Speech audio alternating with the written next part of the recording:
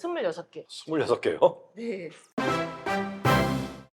그 녹음 중에 이제 NG가 나면 네. 어떤 촬영장의 분위기는 어떻게 되나요? 어떤 엔지니어에 따라 다르지만 혼자 녹음하는 것만 그냥 죄송합니다 이러고 하면 되는데 네. 만약에 다 같이 하는데 이제 조금 근데 사실 NG는 누구나 낼 수 있기 때문에 그런가 보다 생각을 합니다. 그리고 NG의 종류가 이제 보이잖아요. 약간의 실수다, 뭐 약간의 타이밍을 놓쳤다 이런 것들은 사실 되게 자주 일어나기 때문에 그냥 그런가 보다 하는데 만약에 같은 장면에서 같은 NG가 반복된다 그러면 이제 그때는 조금 슬퍼지겠죠.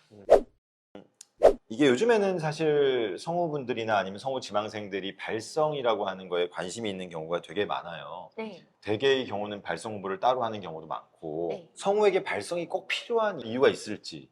일단 성우라는 글자 자체가 소리성의 배우잖아요. 그래서 소리를 쓰는 직업이기 때문에 소리에 대한 어떤 역량이 필요한데 사실 성우 관련 분야가 명문화되어 있는 교과서나 어떤 교본 같은 정확한 커리큘럼이 없습니다. 이제 그렇다 보니까 여러 분야를 조금씩 모아서 공부를 하게 되는데 성우 합격을 해도 발성이나 소리에 대해서는 잘 모르는 경우가 굉장히 많더라고요. 다들 필요한 부분인데 전문화된 지식을 갖고 있지 않기 때문에 더 배우려고 여러 군데 다니게 되는 것 같습니다. 강주영 선생님은 이제 성우 지망생이나 성우분들이 오셨을 때 발성을 뭐 티칭하거나 교정할 때 특별히 염두에 두시는 부분이 있으세요?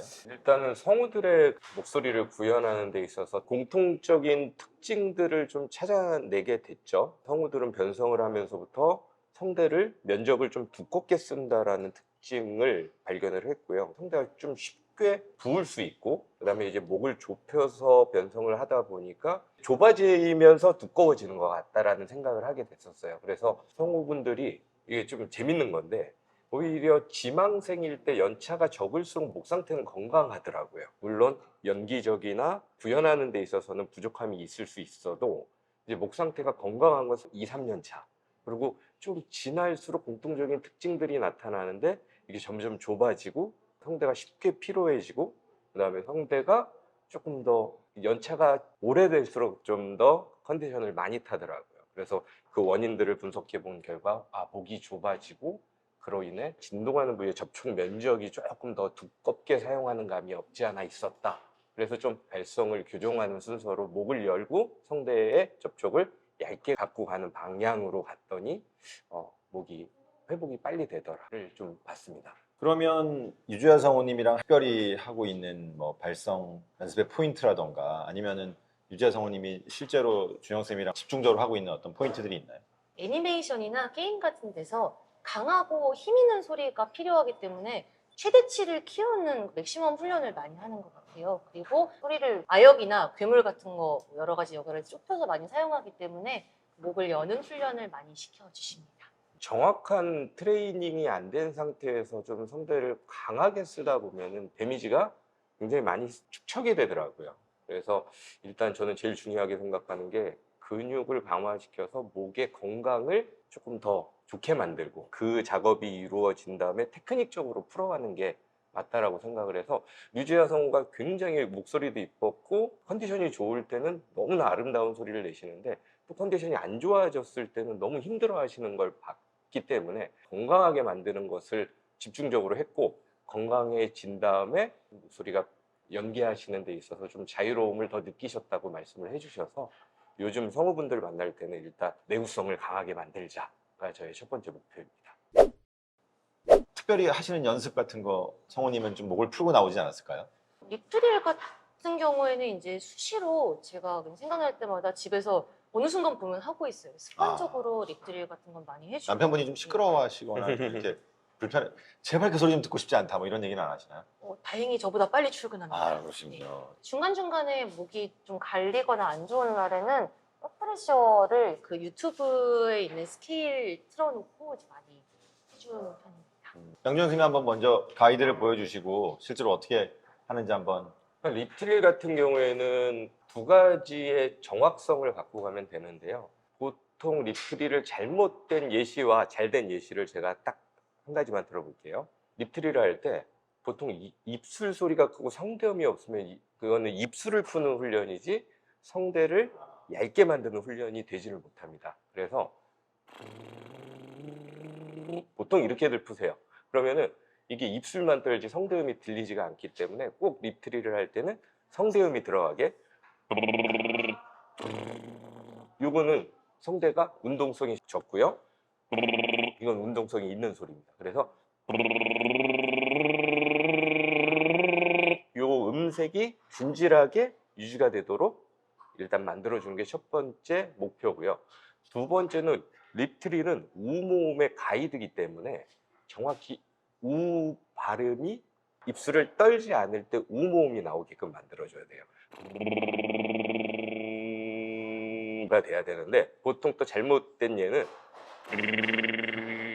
이 발음의 가이드가 되기 때문에 이 모음이 되게 요거 틀린 입술 드릴이고요. 왜냐하면 공명각을 확장시켜 놓는 것도 목표가 되기 때문에 가 돼야지 정확한 립트릴로 훈련의 방향성을 제시하고 있습니다. 그러면은 어쨌든 낮은 음도 있고 중간 음도 있고 높은 음도 있을 텐데 네. 주로 어떤 음을 다 하시나요? 낮은 음부터 높은 음까지 올라갔다 내려오는. 스케일로 한번 보여주시면. 맞나요? 네, 맞습니다.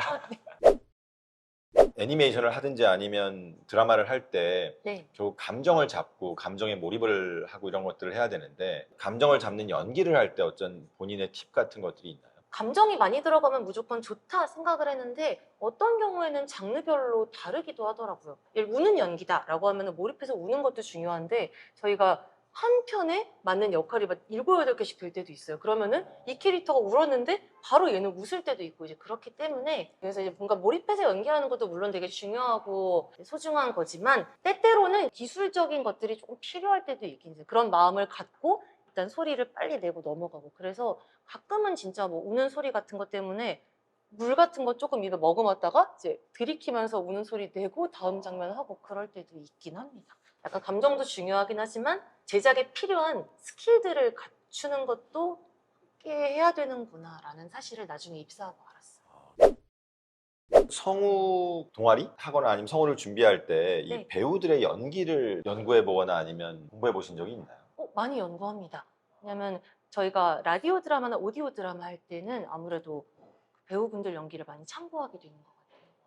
여러 연령대를 해야 되기 때문에 사실 배우분들은 본인 비주얼이 있으시니까 본인에게 맞는 역할들, 이제 익숙한 역할들을 많이 하시는데 성우는 오디오 드라마 한 편에서 역할 26개 이럴 때도 있기 때문에 다양한 걸 해야 돼서 26개요? 네. 그러니까 이제 뭐 연령대가 다른 배우님들 연기를 많이 보는 것 같아요. 7, 80대 분이나 뭐 5, 60대 분들 혹은 진짜 아역 배우들도 그렇고 여러 연령대를 연구하기 위해 많이 보게 되는 것 같아요.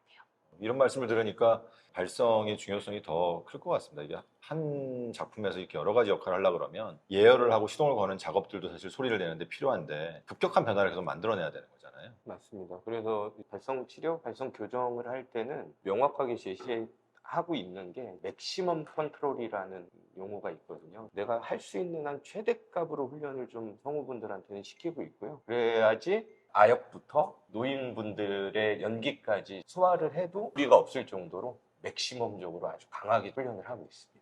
개인적으로 발성은 누구한테나 다 중요하지만 훈련의 강도와 투자하는 시간은 성우들이 가장 많이 쏟아야 된다고 생각을 하고 있어요. 왜냐하면 일일이 말씀을 드리기 어려운 성우분들이 계시지만 나이가 들면서 노화가 오면서 불편함을 호소하시는 성우분들이 지금 보아스에서 훈련을 받고 있어요. 나중에 그분들이 다 회복이 되신 다음에 아마 또 이 자리에 나와 주실 것 같지만 문제가 딱 왔을 때 이거 어떡하지 하고 했을 때 좀 많이 늦었어요. 그래서 좀 더 많은 훈련을 해야 되고 더 많은 투자를 해야 되지만 류지아 성우처럼 좀 미리 알고 미리 처방을 받고 미리 진단을 할 수 있으면 애당초에 그런 일들을 조금 더 막을 수 있지 않을까라는 생각이 듭니다. 성우라는 직업 자체가 부상의 위험이 상당히 높다라는 그렇죠. 거 당연하잖아요. 이제 운동을 할 때 부상을 당하는 건 당연하다고 생각하는데 우리가 목소리를 쓰는 분들은 부상을 당하는 게 당연하다고 생각 안 하는 게 이제 문제라고 생각이 되고요. 부상을 당할 수 있다라는 기본적인 컨셉을 갖고 있어야 되고 부상을 당하면 치료를 하거나 그걸 재활을 해야 된다라는 생각만 있다면 조금 더 병원을 찾아오시거나 이런 부분에 대해서 좀 거부감이 적어지지 않을까 하는 생각이 듭니다. 병원이라는 단어보다는 관리하는 목적으로 병원을 찾으셔야 되는데, 그러니까 우리가 피부과는 이럴 때서 관리받으러 가잖아요. 병원이라는 의미보다는 관리라는 차원에서 병원을 바라보시는 게 좋을 것 같아서 말씀드려봤습니다. 목소리는 오제국.